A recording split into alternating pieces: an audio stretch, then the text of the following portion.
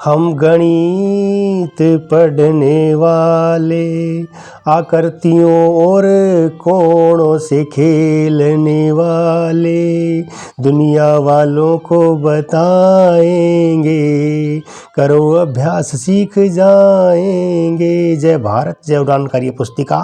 आज हम कक्षा 5 में विषय होगा गणित और पाठ 2 आकृतियाँ और कोणों की पूरी वर्कशीट करेंगे। कार्य पत्रक सभी का हल करेंगे। आओ शुरू करें।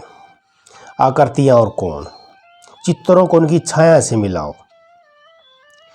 उनकी शेप को उनकी शैडो से मिलाओ, उनकी छाया से मिलाओ। जैसे गोल गोल की किससे मिलेगी, फुटबॉल की भी गोल से मिलेगी, और जो ईंट जैसी वस्तु है उसको किससे मिलेगी, पासा है जो उससे किससे मिलेगी। तो मैं तो मिला दिए भाई, आप कोशिश करें। अब ये भी देख लें भाई, नाम से मिलाओ। अब नाम से मिला दें भाई।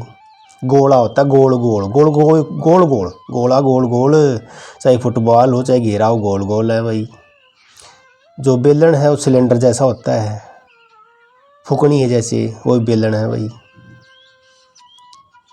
घनाभ डिब्बे जैसा होता है, घनाभ डिब्बे जैसा बॉक्स होता है, उसे मिला दें भाई।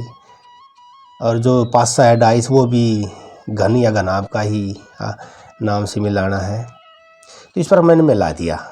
क्या आपको इन आकृतियों की पहचान है? क्या आपको इनकी पहचान है? ये टोपी जैसी है, ये क्या है? शंकु है। ये गोल गोल गोल गोला है। बेलन क्या है? आओ पहचान कर लें ताकि आत्मविश्वास बढ़े, सक्षम अच्छी तरह बढ़ जाएं। ज्योमेट्रिकल शेप, ज्योमेट्रिकल शेप ज्यामितीय आकार आकृतियाँ देख लें भाई। सर्कल होता है घेरा, वृत्त, ट्रायंगल होता है त्रिभुज, त्रिकोण 3 कोण होते हैं, इसमें 3 भुजाएं होती हैं। रेक्टेंगल आयत होता है, आयत आमने सामने की भुजाएं होती हैं। एलिप्सिस जो अंडाकार है ये भी आकृति है। स्क्वायर SQUAR स्क्वायर, वर्ग जिसकी चारों भुजाएं बराबर होती हैं। राइट ट्रायंगल समकोण त्रिभुज जिसमें 90 डिग्री का कोण होता है। पैरेललोग्राम समांतर चतुर्भुज, समांतर चतुर्भुज। हार्ट दिल कैसा होता देख लें भाई। रेक्टेंगुलर प्रिज्म आयताकार प्रिज्म देख लें भाई। कोण, कोण शंकु देख लें, कोण शंकु। सिलेंडर देख लें, बेलन। स्टार देख लें, ये आकृतियाँ हैं सारी। ट्रेपेजॉइड समलंब समलंब देख लें। रोम्बस समचतुर्भुज देख लें, रोम्बस समचतुर्भुज। क्यूब घन देख लें, क्यूब घन त्रिआयामी आकृति। पेंटागन देख लें, पंचभुज 5 भुजाओं वाली। हेक्सागोन षटभुज, हेप्टागोन सप्तभुज, और ऑक्टागोन अष्टभुज, और डेकागोन 10 भुज देख लिए। यह सभी आकृतियाँ थी, पहचान कर लें और आनंद आ जाएगा आपको। आकृतियों में मजा आएगा, आनंद आएगा सीखने में भी। अब ये 2D और 3D और सीख लें। 2 आयामों वाली आकृतियाँ और 3 आयामों वाली आकृतियाँ।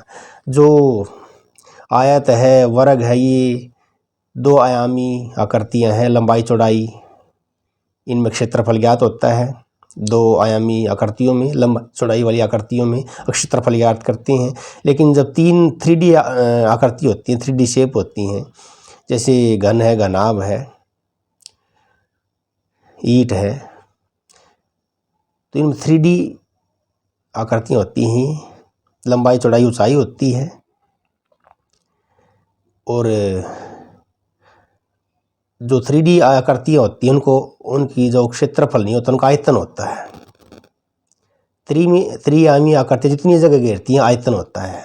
और 2D लंबाई चौड़ाई वाली जैसे आयत है, वर्ग है, ये दोनों जितना भी स्थान घेरती हैं वो क्षेत्रफल होता है। और त्रिआयामी आकृति जितना स्थान घेरती है आयतन कहलाता है। तो आयतन क्षेत्रफल देगा। अंतर समझ में आ गया, 2D और 3D का अंतर समझ में आ गया। आगे देखते हैं फलक। फलक भी देख लें भाई। फेसिज सामने वाला हिस्सा, शीर्ष, वर्टेक्सिस शीर्ष, एजिज किनारे, तो ये भी काम आएंगे, सीख लें। अब नेक्स्ट पार्ट देख लें भाई। एक के 4 बराबर हिस्से किए, देख लिए 4 हिस्से बराबर कर दिए। 4 में से एक हिस्से का रंग भरा, देख लें भाई। एक यह 1/4 है। कार्यपत्रक 3, इन्हें लिखने का एक तरीका है, इन्हें समझो और लिखो।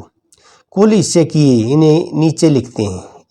कुल हिस्से 2 में से रंग भरा 1 में से, इन्हें ऊपर लिखते हैं। यह आधा भाग है अर्थात 1/2, इसे 1/2 कहते हैं। कुल हिस्से 4 किए, 4 में से रंग भरा 1 में, यह 1/4 भाग है अर्थात 1/4, इसे 1/4 कहते हैं।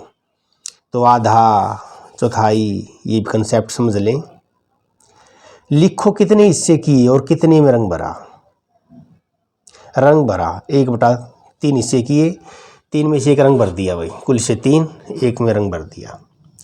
सेकंड पार्ट में 4 हिस्से थे, 2 में रंग भरा। और थर्ड पार्ट में 4 हिस्से थे, 3 में रंग भर दिया। तो इस प्रकार आधा, संपूर्ण, 3/4, 2/4, आधा, 1/3, ये भी अवधारणा समझने की है। अब ये अगला कार्यक्रम देख लें। अब ये अगला कार्यक्रम देख लिए, कार्यपत्रक। जो रेखा के दोनों तरफ समान है, यह एक जैसा, इस पर सही का निशान लगा दें। तो भाई दोनों हिस्से समान होने चाहिए, दोनों हिस्से सममितीय आकृति कहते हैं। जो आकृति रेखा के दोनों तरफ समान होती है उसे सममितीय रेखा कहते हैं, सममितीय आकृति कहते हैं, सममितीय आकृति कहते हैं। तो सममितीय आकृति, सममितीय आकृति सिमेट्रिकल होती है आकृतियां, शेप। तो एक नई बात और देख लें, जो रेखा किसी आकृति को 2 समान भागों में बांटती है उसे सममितीय रेखा कहते हैं, सिमेट्रिकल लाइन। और जो सममितीय आकृति है, जो आकृति रेखा के दोनों तरफ समान होती है उसे सममितीय आकृति कहते हैं। दोनों बड़ी महत्वपूर्ण अवधारणाएं हैं, सममितीय आकृति और सममित रेखा, ये समझने की चीज़ें हैं। और समझो अच्छी तरह से, मैंने कार्यपत्रक का हल कर दिया है, देख लें भाई। दूसरे पहले में देख लें भाई, मैंने सममितीय आकृतियाँ बना दी हैं, उनके बीच में रेखा खींचकर। दूसरे में देख लें भाई, बीच में रेखा खींचो, उस रेखा के ये दोनों समान भाग में बट जाए। तो समान भाग में बांट दिया मैंने, देख लो, सममित रेखा खींच दी मैंने बीच में। शेष आदि आकृति बनाकर समिति पूरी करो। एक तो मैंने पूरी कर दी, एक आप, 2 आप पूरी कर लो। और ये आकृतियाँ देख ले भाई, गिनो, इनको गिनो। गोल गोल घेरा होता है, वृत्त होता है, 4 भुजाओं वाला, बराबर भुजाओं वाला वर्ग होता है, 3 भुजाओं वाली त्रिभुज होती है, आमने सामने भुजा बराबर उसे आयत कहते हैं। तो आकृति जो गोला है, वृत्त है, कितनी है यहाँ, 12 है। वर्ग है 4 भुजाओं जिसके बराबर होती हैं, 14 है। त्रिभुज कितनी है, 13। आयत कितनी है, 5। मैंने गिन ली, आप भी क्लियर कर लें। अब देख लें कार्यपत्रक 5। विद्यार्थी अर्ध ठोस व अमूर्त वस्तुओं से बने बिना दोहराव के पैटर्न को समझते हैं और आगे बढ़ा सकते हैं। तो एक में है, नीचे दी गई आकृतियों एक पैटर्न में दर्शा रही हैं, सही पैटर्न पर सही का निशान है। अरे पहले का पैटर्न सही नहीं है भाई, दूसरे का पैटर्न सही है, तीसरे का सही पैटर्न नहीं है। 2 पैटर्न को पूरा करो। अरे दो में जो कै भाग है उसमें पहले घेरा आया है, फिर 2 वर्ग आए हैं, यही पैटर्न है इसका। और 2 के कै भाग में 3 आयत हैं, एक गोल गोल 0 है, बिंदी है। तो इस प्रकार पैटर्न ये है, 3 आयत 1 बिंदु है, 3 आयत 2 बिंदु, 3 आयत 3 बिंदु, यही पैटर्न है। 3 आयत 1 बिंदु, 3 आयत 2 बिंदु, 3 आयत 3 बिंदु, ये पैटर्न है। गए गमले में देख लें, तो गए गमला भाग देख लें। 4 में से 1 भरा है, 4 में से 2 भरे हैं, 4 में से 3 भरे हैं, 4 में से 4 भरे हैं। तो यही पैटर्न चलेगा। 4 में से 3 भरे दिखा दो, 4 में से 2 भरे दिखा दो, 4 में से 3 भरे दिखा दो, 4 में से 4 ही भरे दिखा दो रंग से। 3 में देख लें पैटर्न ई एफ जी का पैटर्न है, ई एफ जी ये पैटर्न है। 3 का ख भाग देख ले A B B C D D E F F G H H, तो ये पैटर्न है। सारा समझ की बात है ये। जितना प्रैक्टिस करोगे उतना आनंद आएगा, मजा लीजिए। गणित का करना है काम तो करना है, कस के करो, चाहे आप उदास होकर करो, काम करना है। गए में पैटर्न क्या है, X Y Z A B C, X Y Z A B C, X Y Z A B C, तो ये पैटर्न है। पैटर्न को 4 में आगे क्या भाग में पैटर्न देख लें भाई, आयत के से किए गए हैं कभी, तो विकर्ण के द्वारा देख लें, तो ये पैटर्न देख लें। ख खरगोश में पैटर्न 3 आयत 2 जीरो लगा दी, 3 आयत 4 जीरो लगा दी, 3 आयत 6 जीरो लगा दी, यही पैटर्न है। 3 आयत 2 जीरो, 3 आयत 4 जीरो, 3 आयत 6 जीरो, पैटर्न है। गए गदे में देख लें भाई, 2 आयत खड़ी हैं बिल्कुल सीधी, और इसमें ये भी आयत है लेकिन इसमें पैटर्न बदल गया, तो ये पैटर्न है आपका, समझदार आप। कार्यपत्रक 6, कार्यपत्रक आकृतियों का सामान्यीकरण बात कही गई है। आकृतियों का सामान्यीकरण यानी बच्चे पहचान ले जैसी वस्तुओं को उनका ढेर बना सके एक स्थान पर। कार्डबोर्ड की मदद से टीचर आकृतियों को एक स्थान पर ढेर लगा सकता है। बच्चों को कह सकता है जो त्रिभुज है उनको त्रिभुज के ढेर में रख दें, वृत्त को वृत्त के घेर में रख दें, वर्ग को वर्ग के घेर उसमें ढेर में रख दें, और आयत के ढेर में रख दें। तो इस प्रकार आकृतियों का सामान्यीकरण हो सकता है कार्डबोर्ड की सहायता से। टीचर का योगदान बहुत बड़ा होता है। तो आयत को आयत के ढेर में रखेंगे, गोले को गोले के घेर में रखेंगे, वर्ग को वर्ग के घेरे में, आयत को आयत के घेरे में। तो आकृतियों का सामान्यीकरण करते हुए बच्चों को आकृतियों के मानक नामों से अवगत कराया जाए। तो मानक नाम क्या है, तो यहाँ से बच्चों को अवगत करा दें।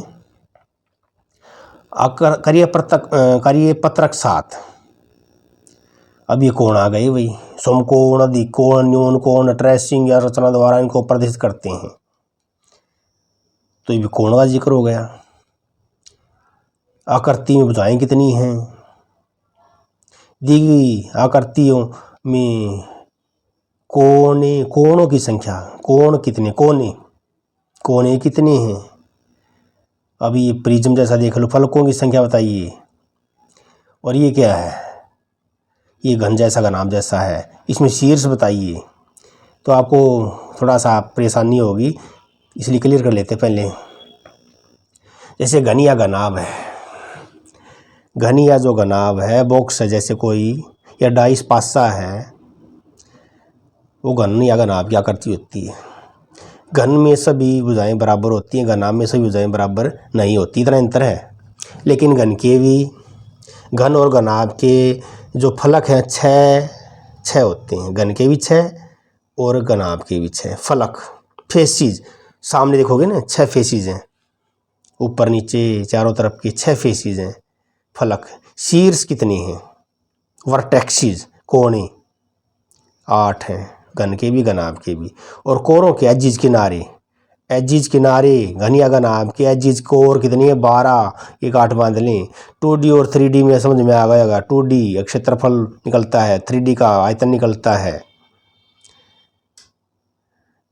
उदाहरण भी देख सकते हैं, डाइस जो घन का उदाहरण है, तो कोई भी डिब्बा जिसकी लंबाई चौड़ाई ऊंचाई बराबर नहीं है वो घनाभ का उदाहरण है।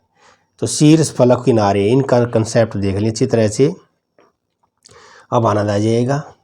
दी गई आकृति में भुजाओं की संख्या कितनी है, 4 है भाई, 4 भुजाएं हैं। 2 दी गई आकृति में कोणों की संख्या बताओ, कोण कितने कोण है, 0 है भाई, 0 है, 0। इसमें कितने कोणे नहीं, इसमें 0। 3 दी गई आकृति में फलकों की संख्या बताओ, 5 है भाई, 4 तो चारों तरफ देख लो, नीचे वाला 5 है, 5 फेसिस हैं, 5 फेसिस 5 फलक। 4 में जी आकृति में शीर्ष संख्या बताइए, शीर्षों की संख्या, वर्टेक्स शीर्ष 8 हैं शीर्ष। गनिया का नाम में 8 शीर्ष होते हैं। कोणे 8 देख लो।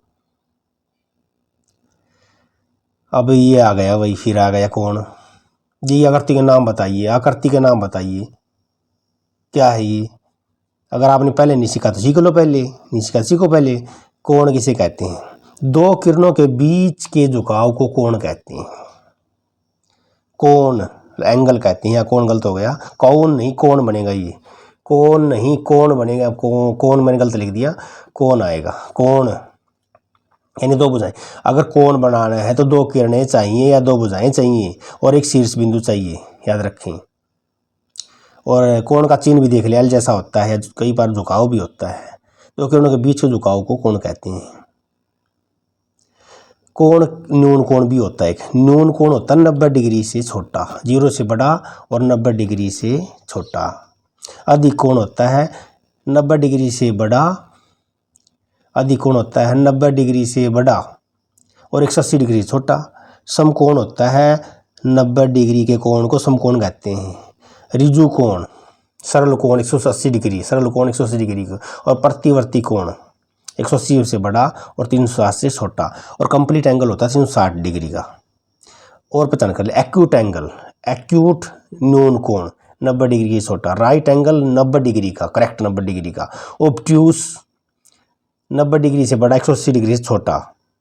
स्ट्रेट सरल कोण, बिल्कुल अर्धवृत्त दिखाई दे रहा है, 180 डिग्री का कोण। रिफ्लेक्स प्रतिवर्ती कोण 180 से बड़ा और 360 से छोटा। और कंप्लीट होता है पूरा कोण 360 डिग्री का। तो ये भी बहुत बढ़िया बात है यहाँ पर। अब आएगा मज़ा आंसर देने में। दी गई आकृति का नाम बताइए। अरे 90 डिग्री से कम है, 90 डिग्री से कम है, ये न्यून कोण है, ये त्रिभुज नहीं है, ये न्यून कोण है ये। और छठे भाग में देख लें न्यून कोण कौन सा है। ए भाग में तो समकोण है, बी में अधिक कोण है और सी में न्यून कोण है। सी में न्यून कोण है।